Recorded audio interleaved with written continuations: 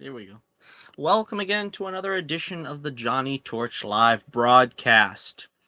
We are here once again high atop stately Torch Tower looking down on the fair metropolis below. And I don't have my headphones in, so I don't know if the sound is working this time, but I think I unmuted it. I think I'm all set. All right, so we're doing another comics chat edition of the show. I think these are interesting. I think this will be fun. Kind of a different format for the show because I kind of feel like I've tapped out doing the pop culture news show. That's not to say that it's never coming back, but there's never really enough interesting topics in recent, I don't know, months to really jazz me to do pop culture topics. So we're going to talk a little bit about comics, but we've got one first order of business to deal with, and that is the sad passing of the comic legend John Romita Sr. And John Romita Sr. was 93 years old, I believe, so he lived a good long life. And he is my favorite classic comic book artist. He, to me, is the definitive Spider-Man artist. I don't care what anybody says. I mean, there's some greats. Um, Ditko, McFarland, people love them. To me, John Romita, he owned Spider-Man. Spider-Man looked the way he was supposed to look under John Romita's pen. And of course, John Romita Jr. Carried on those duties also very well. And not only with Spider-Man though, John Romita Sr. with his stint on the Fantastic Four, his work on Daredevil, just the consummate artist for the comic book form, in my opinion. And his presence will be truly missed in uh, in comics. Right up there with Stan Lee. I think to me the perfect pairing was always Stan Lee and John Romita. Some would say Lee and Kirby, but to me John Romita was everything that was about classic Marvel. He had a background in romance comics, I think, which aided him very well, particularly on Spider-Man, drawing the most gorgeous women. Of course, he was the first to draw Mary Jane. He created her, I believe, with Anne Margaret in mind, and of course, he sort of did a makeover on Gwen Stacy. We kind of have him to thank for what we think of when we think of Gwen Stacy. And of course, like I said, his talent didn't end there.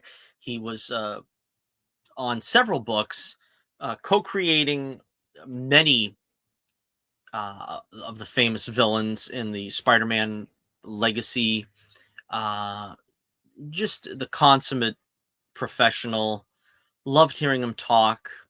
If you can find some interviews with him, I know there's a famous one of Stan Lee doing an artist interview show. I don't remember what that was called, but he and John Jr. were guests, and that was probably my favorite episode of that series. So he was just a joy to see what he would do in the pages of Spider-Man, in the pages of any comic he worked in. Basically, an inspiration to me because that's my earliest memories of comics was seeing Jazzy Johnny, or as Stan sometimes referred to him, Ring-a-Ding Romita. And again, our condolences to John Jr. and the family of John Romita. He is certainly a legend, and he will never be forgotten. His contributions to comics at that point will never be forgotten. What he's done for Spider-Man alone, and made Spider-Man made Peter Parker and Spider-Man, I think the default versions of those characters, or that character, Spider-Man and Peter Parker, all have John Romita to be grateful to for the way that they were drawn. And again, he leaves a legacy that, inspired me as a kid.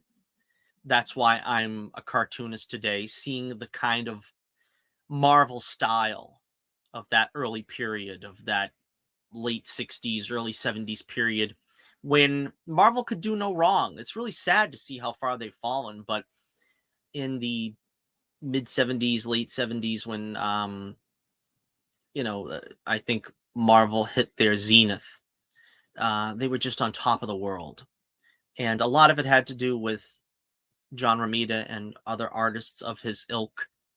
So we wanted to make sure we fairly eulogized the man, the legend on this show because you know there just isn't enough great things I can say about him. He's one of my favorite artists, probably my favorite artist of all time. And again, I have in some small way John Romita to thank for my interest in comics, my interest in being a cartoonist and drawing comics the way I do now. The boldness, the bigger than life color and style came from that era of Marvel, and a lot of it again was thanks to Jazzy Johnny. So rest in peace, John Romita, and we thank you so very much for your service. All right, so uh, since we've got you all here, I can't just leave you here, leave you hanging. There's a couple of topics that I thought of, came to mind. And again, this is sort of a free form show. I just rattle off some thoughts for about a half hour and usually involve indie comics and indie comic creation. The first question is, how much is too much? How much is too much to price your comic? Now, my printer is currently Kablam. And I know they give me a price point where they say I should market the books, and it's always very high. Now, I do like a 20-page book. They want me to price it at like $7. And that's great because then I can get like a $5 profit or something. But I seriously don't think that anybody's going to buy a comic for $7, a 20-page comic. Now, this you compare this and contrast this with some of the other comics out there. Now, again, I'm not speaking ill of anyone, but a lot of these big comics, let's talk about Eric July, and he's gotten some grief over his price point being $35 for Isom.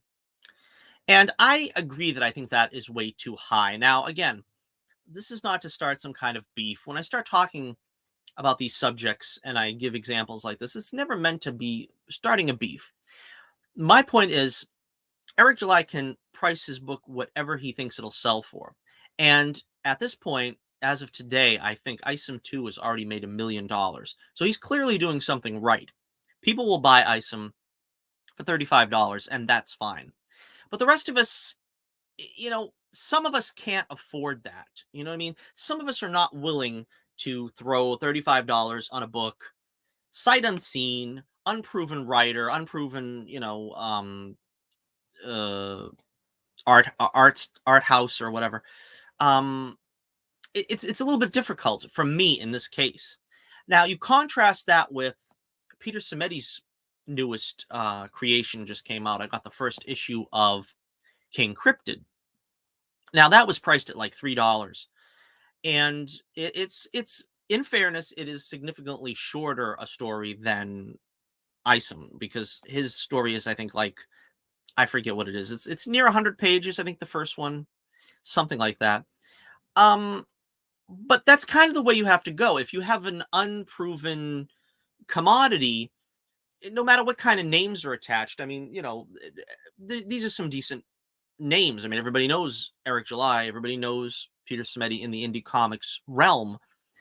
But I don't see where sight unseen, it's a smart idea with a new character or a new book, a new creation or whatever, to just throw the huge price tag on it. I think to an extent, even Ethan Van Sciver, his books are a little more in that upper price range as well. And again, in Ethan's case, he's got a history of being an artist for 20 odd years now, or 30, is it now? I forget. He doesn't do that spiel in the opening anymore. But when you're opening up with a new character, that's the same reason why I waited a long time to get Blood Honey, because I was waiting for the price to go down. And of course, I got like a dinged copy and I read it and I liked it a lot. I was really impressed with it. And that's kind of the weight, though. I would be more inclined to try out more comics if they were reasonably priced. And I think that is something you have to account for when you're doing your own price point on your own comic. Now, in my case, Bullets Bourbon, I sold it for like $5 ish for a long time, and I brought it down to about 4. I don't think I can really lower the price any more beyond 4 without taking like maybe a 50-cent profit on each book. Now, maybe that's the only way to to do it, is to just take whatever. I don't believe in that. I believe you have to make something on your artistic endeavors. You can't just say, well, the exposure is everything. Just give it all away. And so, no, I do way too much work to just take exposure as my only gift back from the reader. You know what I mean? And I think that's the only fair way. I mean, I'm a capitalist. I expect to sell my wares. I hope it's a product that's going to appeal to people and they will pay for it to read it. So that's kind of the problem where it is. It's like, how much is too much to price the book? How much is not enough? You don't want to be just taking pennies in. But then again, if you don't have an audience, a built-in audience like Ethan has, like Ripa has, you really can't expect more than a couple of dollars. And even sometimes you might not get that. Um, this kind of segues into our next topic. But I'm curious to see what you guys think. What do you think is the fairest price point? Now, again, Peter Simeti is able to do this because he uses newsprint. Something that I think print-on-demand folks, these companies, should offer. They don't offer that to us. Print-on-demand is only ever, fine quality paper. And it's great because I want my books to be printed on the finest quality, but you have to kind of have that entry level where you can get it out on the cheap. Now, this is something I always say. I think comics are meant to be inexpensive, disposable to an extent, and it should be something that you can get into without much cost. And comics used to be like that. Then around, like, I don't know, when was it? The 90s is when they ushered in sort of the I forget, what was it, Baxter paper, and you had to have the real quality papers, and the trades used to be in the real highest quality, and this and that. That's all well and good, I think, for trades. If you're going to buy a trade, you want the highest quality because it's something that you've already read. In the disposable arena, let me just take a sip here before we continue. Now, that's kind of what it is. It's like you got to offer someone the cheap and dirty version of something, which is like maybe newsprint, and then you can have them pick up the trade where it's all the bells and whistles and it's the finest quality paper because there's an audience for it. It's difficult. It's difficult to know uh, exactly what to do when you don't have those options. That's why, like I said, my price point has to be around $4 to make some kind of profit. But the inexperienced reader who's never read your story before, they don't really care so much that it's the highest quality paper or it's the flashiest cover or something. They just want to know that they could take a chance on it without going broke. And printers need to give you that option. They need to give you a cheaper and still maintaining the quality of the project book without breaking the bank, and I think we've lost that in comics. And I know the indie comic market doesn't really benefit from that, at least currently. So like I said, segueing over to our other topic, and you can let me know what you think in the comments below about how much is too much. Are we sort of forced to price ourselves out because of the current state of the print-on-demand comic? I don't know. Fabulous first issues. We were talking for a second there about Peter Simeti's first issue of King Cryptid. I left a comment on Twitter, which Peter picked up today, incidentally, that I gave it a big thumbs up. I read it and I think it's great. It's I'm not really giving it a review here, but uh it's what did I say? I said it was noirish superheroing married with like a classic horror vibe.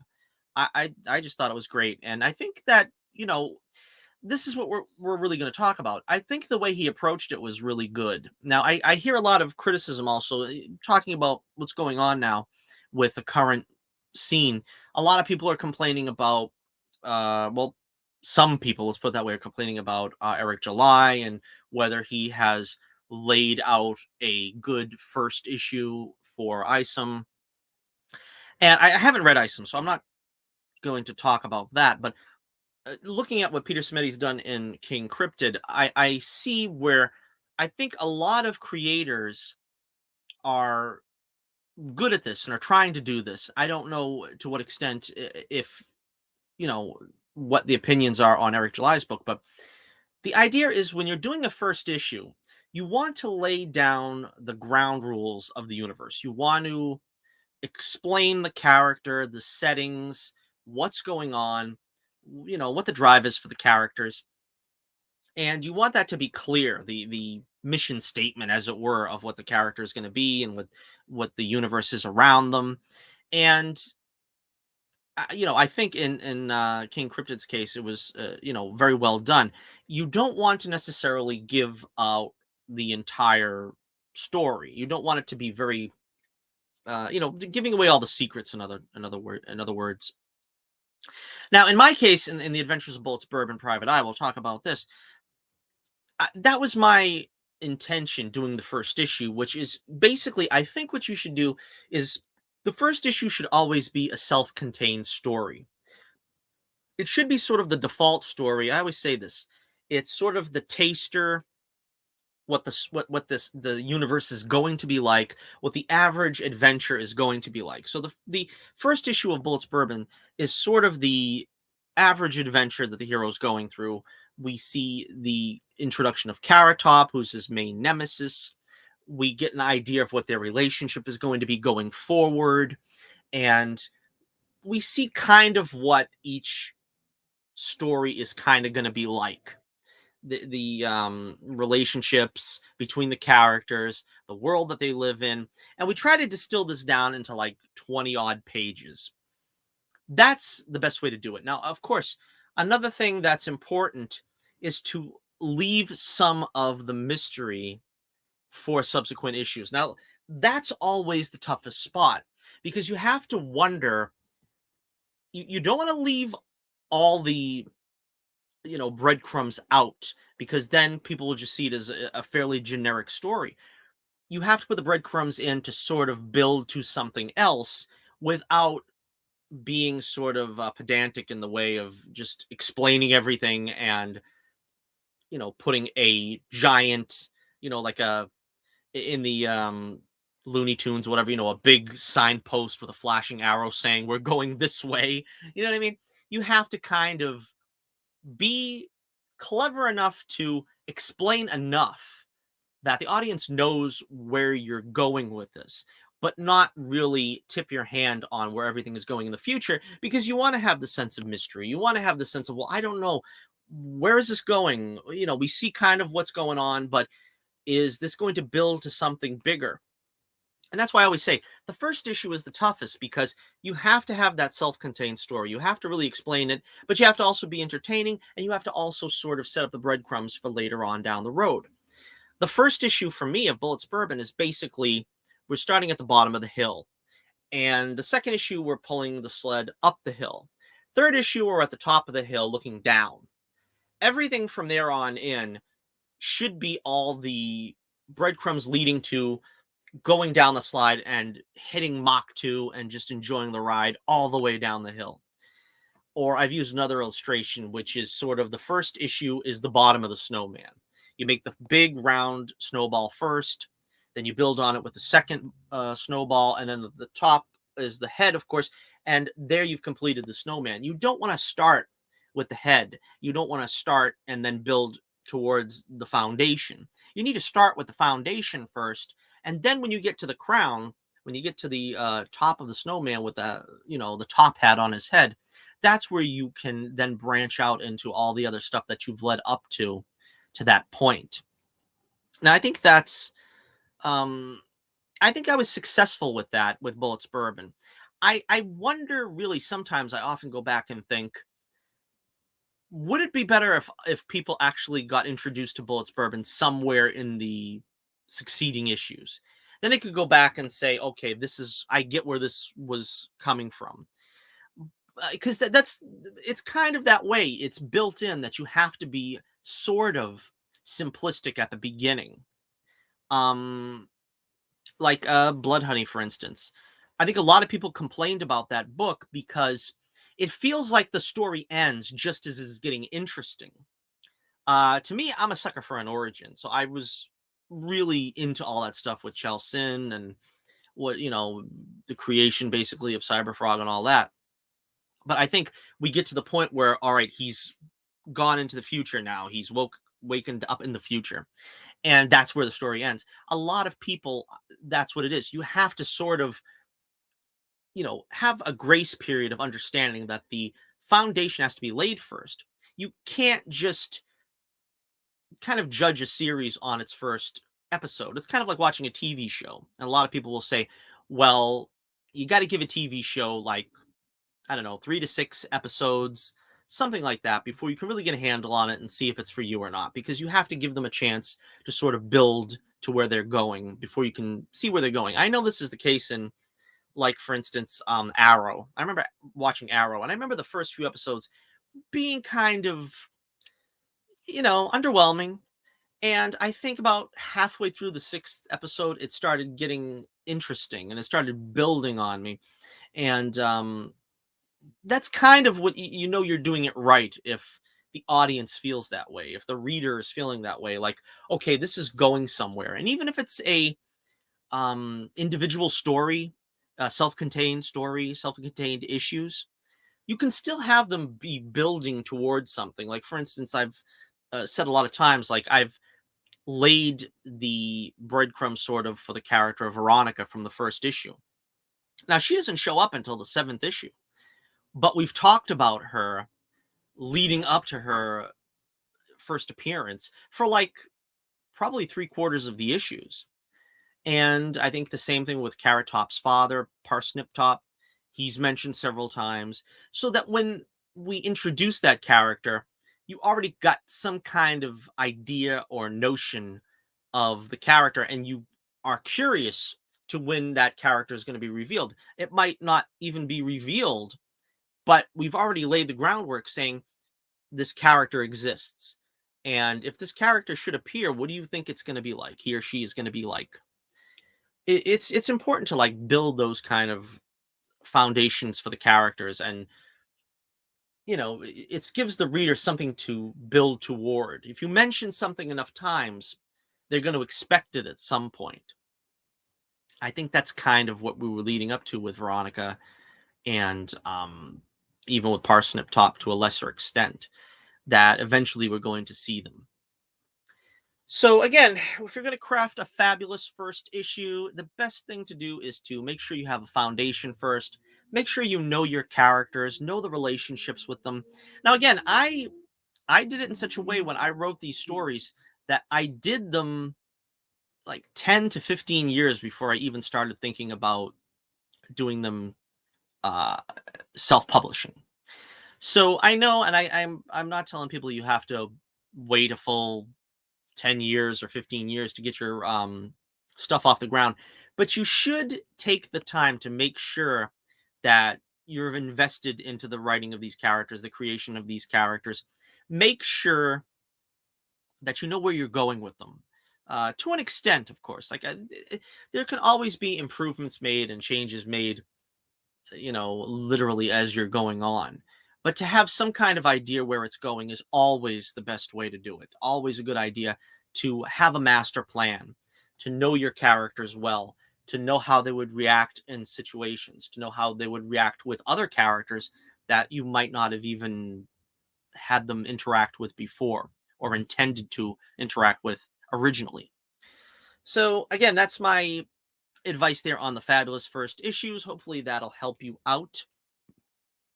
And before we wrap it up, I do want to once again give an update on The Adventures of Bullets Bourbon Private Eye, Casebook 11, Man of Our Times. This is the second part of our 3-part story arc, where Pencilneck, the madman on the loose, he is supposedly a reformed individual, and he's won over Stark City. We're going to be doing an episode devoted to talking about the book, because it is now at the printer and hopefully will be ready and available for purchase very, very soon. And it's going to be a real big one. We've got the next issue I'm working on now, the 12th issue. It's going to be the final episode of what we're calling the first season. And the first season comes to a close with Pencilneck, and I don't want to give away what happens in that last issue. It's going to be really a big one. It's really exciting. I'm inking it right now, and I'm telling you, it's really going to blow you away. This issue is the mystery, and Bullets has to uncover the mystery of where his friends have been kidnapped to.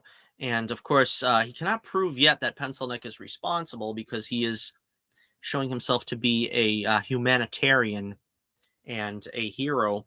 But Bullets knows things are not always as they seem. So keep checking our website. The link is in the description below. Keep checking out the Twitter page that is in the link in the description below as well.